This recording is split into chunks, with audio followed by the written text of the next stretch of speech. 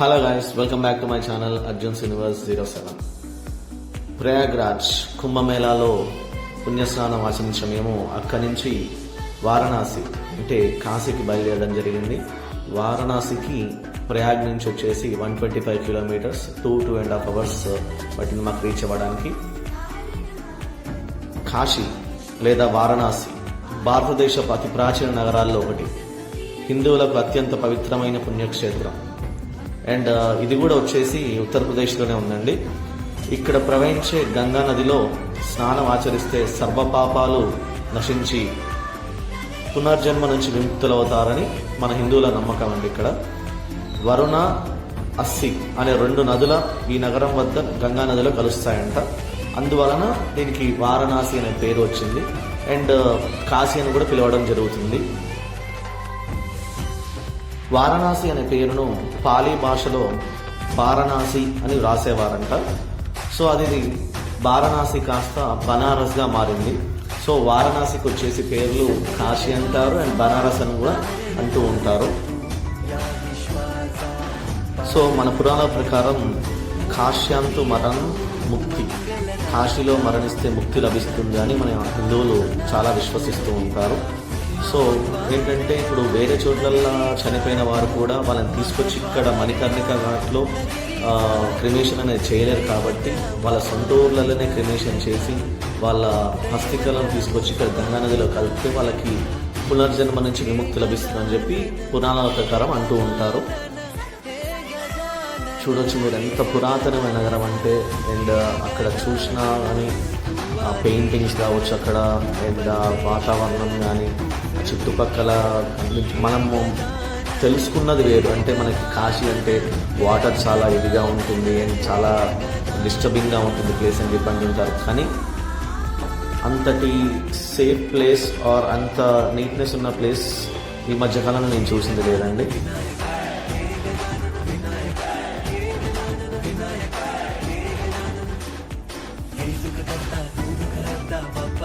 So ఇంతకుముందు నేను చెప్పిన విధంగా మేము ప్రయాగ్ నుంచి బయలుదేరి వారణాసికి చేరుకుని అక్కడ ఈ హోటల్లో నైట్ స్టే చేసి నెక్స్ట్ డే మార్నింగ్ మేము కాశీ గంగా స్నానానికి బయలుదేరడం జరిగింది. ఈ కుంభమేళ వలన అక్కడ మనకి ఘాట్స్ దగ్గర పార్కింగ్ అనేది చాలా ఇబ్బందిగా ఉంటుంది అని మేము కార్లో కాకుండా అక్కడ ఆటో అనేది రెంట్కి తీసుకొని ఆటోలో వెళ్ళడం జరిగింది. సో మమ్మల్ని ఆటో వాళ్ళు అక్కడ మెయిన్ ఘాట్ అంటే చివరి ఘాట్ అయిన అస్సి ఘాట్ దగ్గర మమ్మల్ని వదిలేశారు. సో అస్సి ఘాట్ దగ్గర మేము ఘాట్ నుంచి ఒక 50 meters or 100 meters డిస్టెన్స్లో మనల్ని అక్కడ వదిలిపెడతారు. అక్కడి నుంచి మనం 100 meters నడుస్తూ అస్సి ఘాట్ దగ్గర చేరుకొని అక్కడ ఉన్న బోట్స్ చాలా ఉంటాయండి. రేట్స్ కూడా చాలా తక్కువనే ఉంటుంది. ప్రైస్ వచ్చేసి చాలా తక్కువ ఉంటుంది. పర్ పర్సన్ 200 or 150 అలా తీసుకుంటారు. సో మనం ఆ బోట్లో ఎక్కిన తర్వాత వాళ్ళ చుట్టుపక్కల ఉన్న ఘాట్స్ మొత్తం మనకి ఇప్పుడు గంగా నది చుట్టుపక్కల మొత్తం ఘాట్స్ ఉంటాయండి. గంగా నది చుట్టూ వచ్చేసి మొత్తం 84 ఘాట్లు ఉంటాయి. సో ఆ ఘాట్స్ అన్ని చూపిస్తూ మనకి ఆ ఘాట్స్ గురించి ఎక్స్ప్లెయిన్ చేస్తూ ఉంటారు.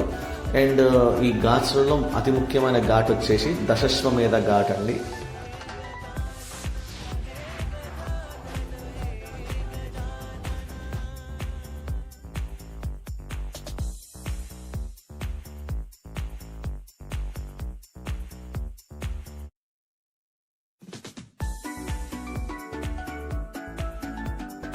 చూడొచ్చు మీరు, ఇది అస్సి ఘాట్, ఇదే చివరి ఘాట్ అండి. మనం ఇక్కడ నుంచి బోట్స్ అనేవి హైర్ చేసుకొని మనం మిగతా ఘాట్స్ కానీ అవన్నీ చూడవలసి ఉంటుంది.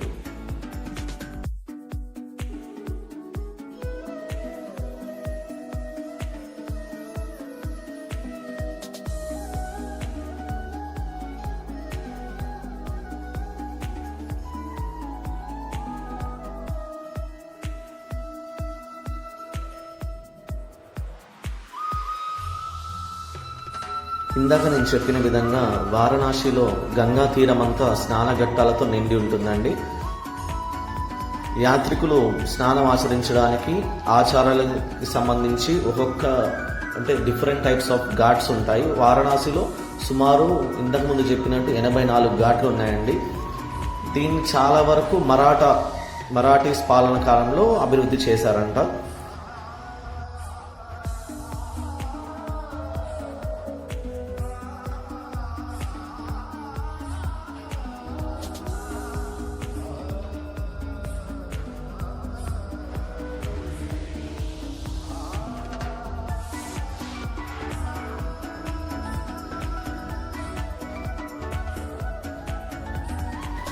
ఈ 84 ఘాట్స్లో అతి ముఖ్యమైనవి వచ్చేసి అస్సీ ఘాట్, తులసి ఘాట్, దశాశ్వమేధ ఘాట్, మణికర్ణిక ఘాట్, సింధియా ఘాట్, మనమందిర్ ఘాట్, లలితా ఘాట్ అండ్ గణేష్ ఘాట్. ఇలా ఘాట్స్ అనేవి జైన్ ఘాట్ ఇలా ఉంటూ ఉంటాయండి. దశాశ్వమేధ ఘాట్ వచ్చేసి మనకి టెంపుల్ పక్కనే, కాశీ విశ్వనాథ్ మందిరం పక్కనే ఉంటుందండి. ఇక్కడ స్నానఘట్టాలు ముఖ్యంగా ఆచరిస్తూ ఉంటారు.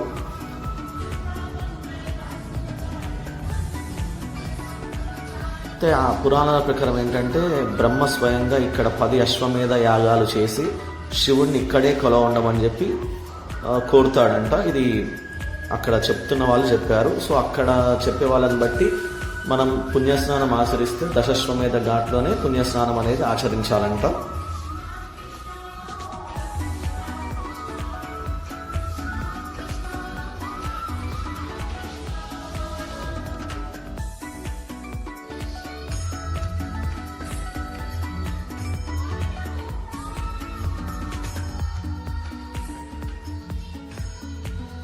ఈ దశాశ్వమేధ ఘాట్లోనే ప్రతిరోజు గంగా హారతి కూడా నిర్వహిస్తూ ఉంటారు. ప్రతిరోజు ఈవినింగ్ 6:30-7 ఆ టైంలో నిర్వహిస్తూ ఉంటారు. బట్ కుంభమేళా వల్ల అధిక జనం ఉండడం వల్ల ఈ గంగా హారతి అనేది కుంభమేళా అయిపోయేంత వరకు గంగా హారతిని నిలిపివేశారు.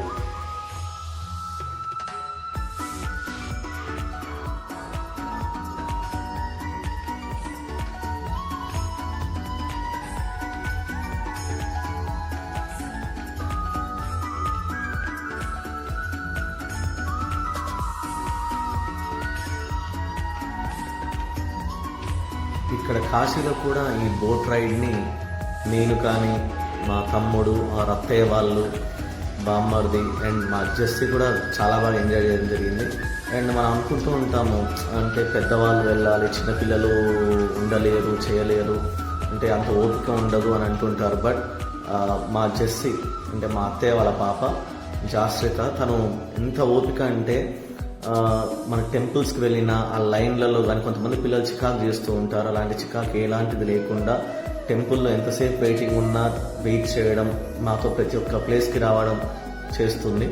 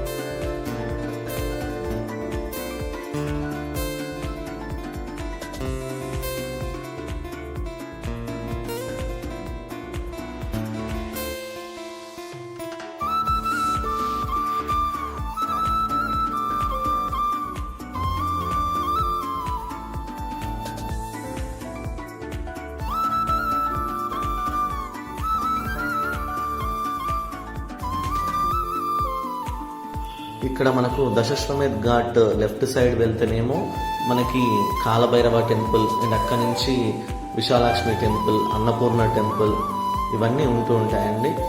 అండ్ ఇవి కాలభైరవ టెంపుల్ కావచ్చు, విశాలాక్ష్మి టెంపుల్ అండ్ మృత్యుంజయ బావి అండ్ మణికర్ణికా ఘాట్ ఇవన్నీ నేను మీకు నెక్స్ట్ వీడియోలో చూపిస్తాను.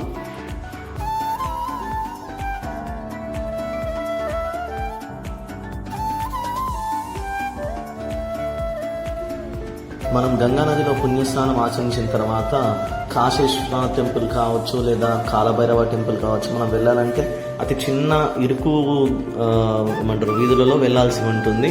ఆ ఇరుకు స్ట్రీట్స్లలో వెళ్ళేటప్పుడు మనకి ఇలాంటివి స్ట్రీట్ ఫుడ్ అనేది చాలా కనిపిస్తూ ఉంటాయండి. చూడొచ్చు మీరు. ఇప్పుడు వచ్చే ఒక 1.5 minute మాత్రం మొత్తం street shopping and street food ఉన్న గల్లీ అండి ఇది వచ్చేసి.